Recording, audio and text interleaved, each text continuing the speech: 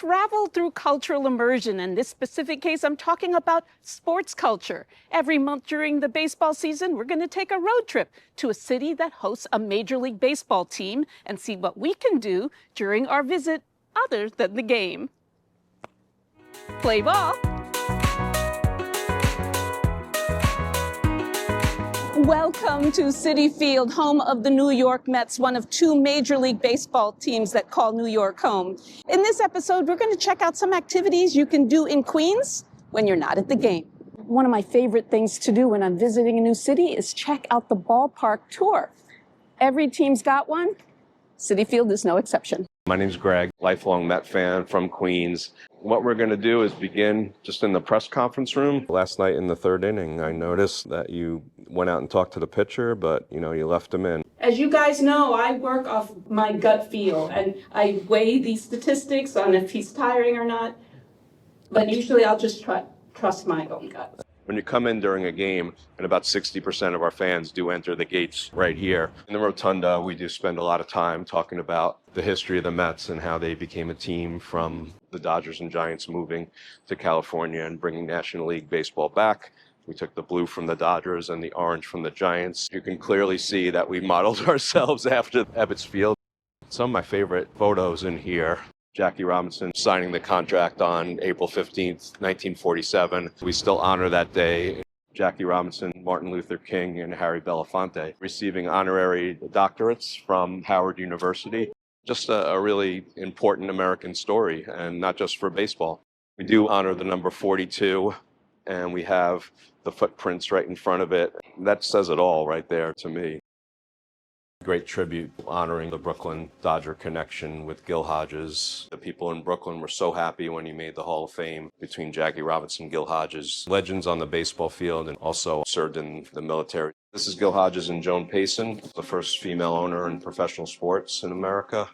We opened here in 2009, and Shea Stadium stood right in that spot from 64 to 2008. They do credit David Wright as hitting the first unofficial home run in Citi Field because he did hit a ball from home plate into the construction site. Little piece of trivia there. Nice view of the skyline, sure. There's 500 miles of fiber optic cable around the stadium, so it's everywhere, and 500 miles is a lot. What always amazes me is that they're not playing until 7:10, but these guys will be working here all day. They work 364 days a year. The only day off they get is Christmas. And there's 3 shifts of crews and just some of the hardest working people I've ever met. The smaller home run apple keeps track of how many times the Met hits a home run. And at the end of the year, it is donated times a certain amount to New York City Kids Hunger Projects, things like that.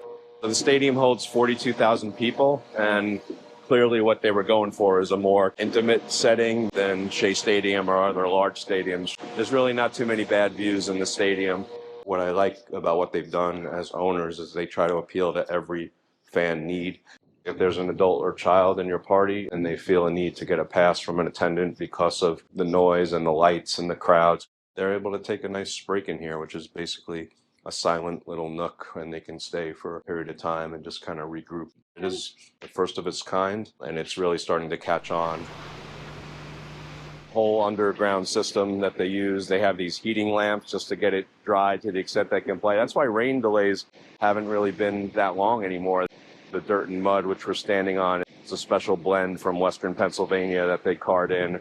Full disclosure, guys, I am a huge Mets fan, so this is like a dream come true. Of course, it'd be better if the players were here. Bullpen phone. Oh my God, it's ringing. Hopefully nobody answers. A lot of the steel from the construction of Citi Field, some directly from Shea Stadium, others from other recycled facilities. A little tribute to sustainability for sure. Behind the store, which is not marked, you see a Prohibition style speakeasy. No views of the games. There's some unique things that you wouldn't normally see. There's the original Mr. Met. Kind of reminds me of those Easter Bunny pictures from like the 1940s. Yeah, exactly. I do like the World Series tickets because of the prices, so that's $86. My goal when I do this job, I want to make the world Met fans one person at a time. To any baseball fan, one of the biggest thrills is to stand at home plate and maybe visualize what it's like to be a baseball player. Right now I'm standing at home plate, at least it used to be. This is a home plate from Shea Stadium from 1964 to 2008. And right over there is where the Mets play now, Citi Field. Let's say I actually get a hit. And I can guarantee you that will never happen. I can't hit a 35-mile-an-hour fastball after all.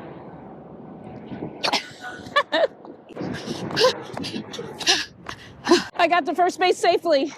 No aspirations for a home run here. But for me, first base is good enough. Let's see what else you can do if you're going to a game here at Citi Field. It's the site of two different World's Fairs, one in 1964 and 65, and an even older one in 1939. Check out this picture of me, no, not at the 1939 World's Fair, but the 1964-65 World's Fair. Just feet away from Citi Field here in Flushing Meadows Park is another major sports venue. Let's go check out what it is. For tennis fans, every August since 1978, this is where it's at, the U.S. Open. You can check out current day superstars as well as up-and-comers. But what you should try to check out is Arthur Ashe Stadium. It fits 23,000 spectators, the largest tennis venue in the world by a wide margin. It fits 5,000 more than the next largest stadium in the world. It also has a retractable roof, so rain or shine, you can watch a match. Oh, and the other thing you should try, it's called a honeydeuce. It's the drink of the U.S. Open. And get a cool glass as a souvenir. Luckily, there are a few remnants left from those World's Fairs. The most obvious one is this 140-foot globe behind me. It was built for the 1964-65 World's Fair.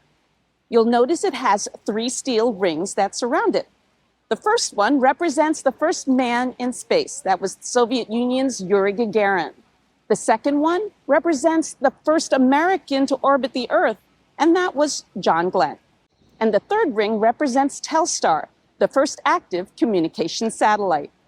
The globe even has a 23.5-degree tilt, just like our own Earth.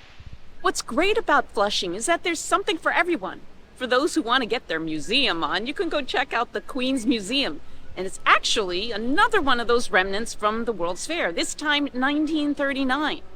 In fact, after the World's Fair, it was used by the United Nations General Assembly, who made it their home between 1946 and 1950, before they ultimately moved to their permanent home in Manhattan. Flushing is accessible on foot no matter where you want to go. And Flushing Meadows Park is nice because you can just stroll, relax, before you go into the hustle and bustle of Flushing. Welcome to Flushing, one of New York City's melting pots. While a lot of different cultures call this place home, it's also known to have the second largest Chinatown in New York City and the fastest growing in all the world. Get some dim sum, which is kind of like a buffet that comes around in a cart. And we decided to come to this place because there are 1,500 other hungry people. Flushing has a lot of history, and you can go on something called the Green Trail, and it has a lot of locations you can check out. Here's a couple of my favorites. Flushing is actually the home of religious freedom in America. In 1657, residents asked the Dutch governor at the time, Peter Stuyvesant, to allow 30 Quakers to practice their religion. That petition was called the Flushing Remonstrance and is considered a precursor to the U.S. Constitution's Bill of Rights about religious freedom. The hero in all this is John Bound, and he built this house in 1661 and allowed the Quakers to practice their religion. Governor Stuyvesant banished Bound to the Netherlands, and he continued his fight against religious persecution and won his case in 1664. Everyone was now allowed to practice their own faith. That same year, the Dutch surrendered New Amsterdam, the future New York, to the British. John Bound's home is still standing and is one of the oldest in New York. In 1694, the Quakers would build their own meeting house on land acquired by John Bound and John Rodman.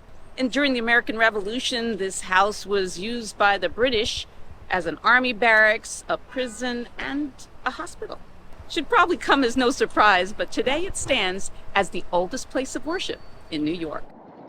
I hope you enjoyed our quick trip to Flushing, but I gotta go right now. I got a baseball game to catch. As in most things, here's my tip. If you want to check out this tennis venue or even Citi Field, plan accordingly because they're not necessarily open all year round.